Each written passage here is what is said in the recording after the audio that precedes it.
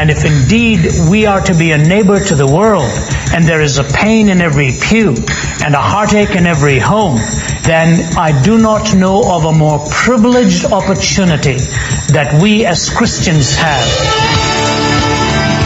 As believers in Christ, our spiritual birthright is to act with compassion toward our family, our community, and the world. It's a privilege and duty we should pursue. What does it look like? Find out how today on Just Thinking with author and apologist Ravi Zacharias.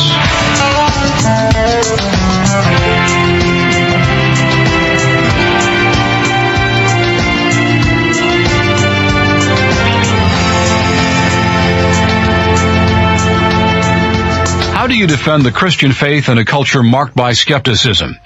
It can be done when paired with credible acts of love and mercy. It's not an easy responsibility, but don't let the disbelief of others prevent you from doing your part. Stay with us and find encouragement on how to make a difference in today's world, starting right where you live and work.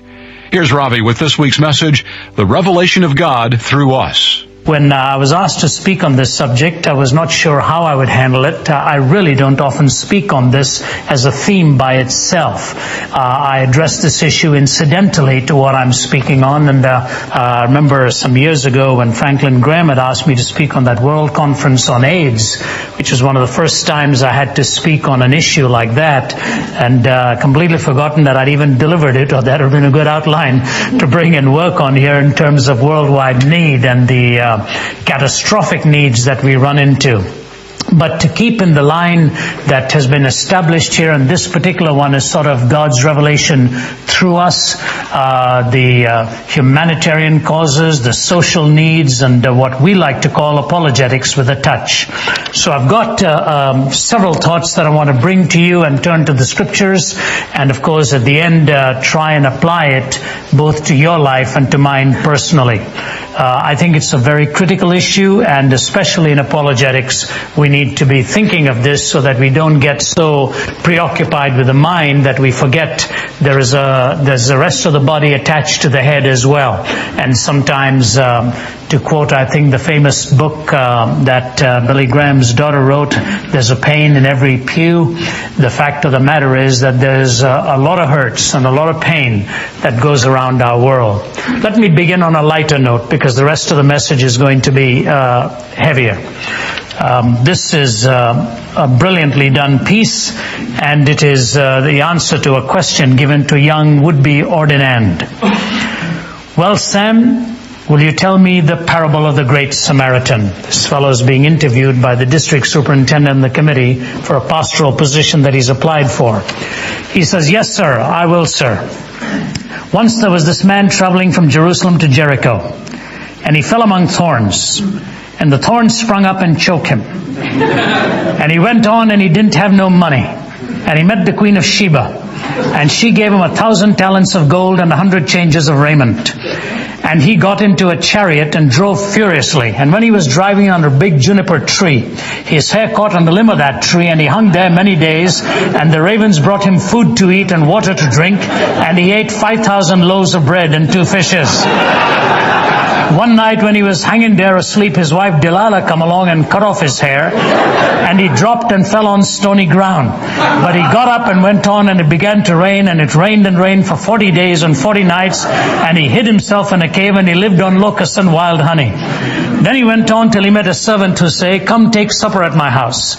And he made an excuse and said, 'No, I won't. I've married a wife and I can't go.' And the servant went out in the highways and in the hedges and compelled him to come in. After supper he went on and come on down there to Jericho. And when he got there, he looked up and he saw that old Queen Jezebel sitting down way up high on a window. And she laughed at him, and he said, 'Throw her down out there.' And they threw her down out there. And he said, 'Throw her down again.' And they threw her down 70 times 7. And of the fragments that remained, they picked up 12 basketfuls beside women and children, and they say, 'Blessed are the peacemakers,' P-I-E-C-E. Now, whose wife do you think she will be on the judgment day?" Luke would never have recognized this story. Whatever he intended from that story, this was not it. And you know, the Good Samaritan story is a little bit like the prodigal son story. It is so familiar, so well known. It's known cross-culturally, it's known across languages, and it's one of those most magnificent stories told by Jesus in the simple response to a question, who is my neighbor? It came on the heels of several others, and Jesus once again answered this, not in terms of the man's expected answer as to who his neighbor was, but to whom had he been neighborly. And he made the world as the man's parish as a result. What I want to speak to you tonight is just this, that we are intended to be neighbors to our world, and to bring apologia, an answer back with a touch. The statement has been attributed to many. I really don't think Mother Teresa is the one who said it, although it is attributed to her more often than to anybody else. It was somebody more famous than that, I recall, but it had something to do with preach the gospel to everyone you meet and only use words if you have to. That's the idea, that sometimes your life and your embodiment speaks much louder than the words you can use. And if indeed we are to be a neighbor to the world, and there is a pain in every pew, and a heartache in every home, and a brokenness on every street, then I do not know of a more privileged opportunity that we as Christians have than this very situation in which to express the glory of God.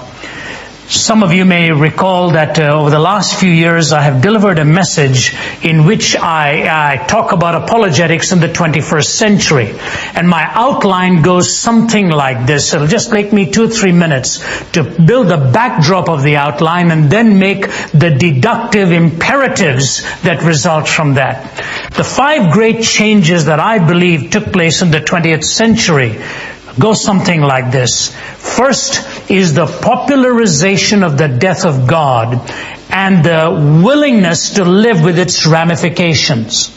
That second part of the statement is as important, if not more important, than the first part of the statement. Why do I say it?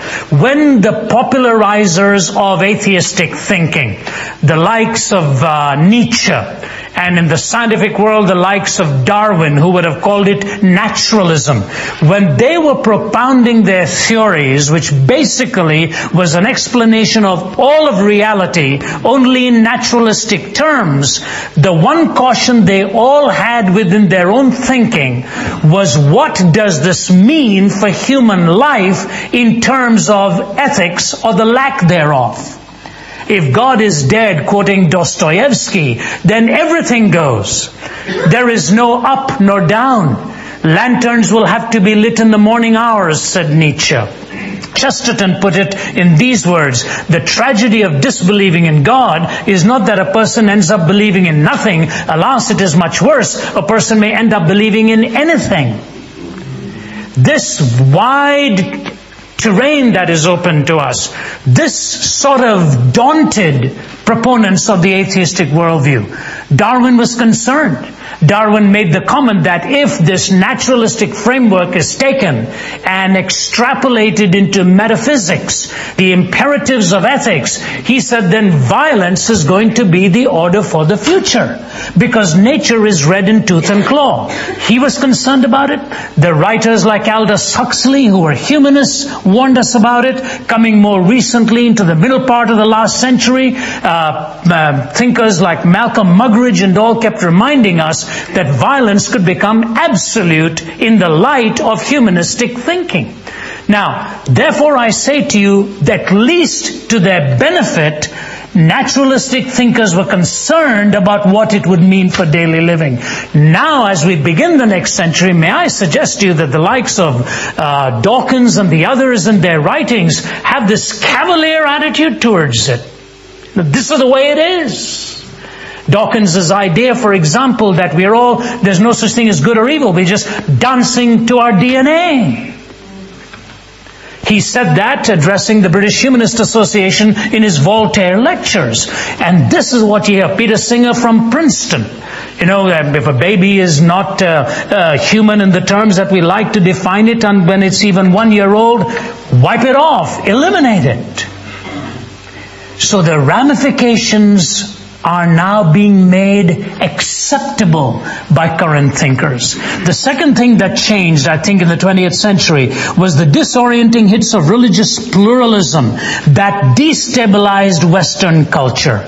The year was 1893 when the famed Indian philosopher Swami Vivekananda walked into the Parliament of World Religions in Chicago and took the microphone, even though he was not an invited speaker, and basically lashed out at the Christian faith and attacked British imperialism and joined it to the Christian worldview that Christianity has won its followers by putting their foot on the necks of people, and on and on and on. And the world responded to Vivekananda. America opened its universities and the change began to take place. And now with the Deepak Chopras and all who are the popularizers of Eastern mysticism and Eastern philosophy, what's really happened is Western culture no longer has a point of reference for the very ethical norms that framed it. So the hits that were taken came from religious pluralism, but it destabilized the West. Number 3 was the power to inform through the visual. The eye gate became the principal means of communicating truth. And when you think of that notion, that the eye begins to circumscribe or begins to bind the parameters for you, and you see everything in a picture, then you forget that there are other pieces of information that need to be brought in to complete the picture. But modern media is very comfortable just with showing pictures and not really giving you the context to the text that is being presented. Number 4 is the lost center for cultural molding. There was no one point of reference for culture. It started to come from the arts. Once upon a time it would have been the church, then it became the academy, now the arts, now the media, and various sources, music, and on, with this sort of fragmentation of authorities. There is no single source of unifying our culture. And the last one is the shifting power to a younger world, where over 60% of the world now is under 24. All of these facts are very critical to understand.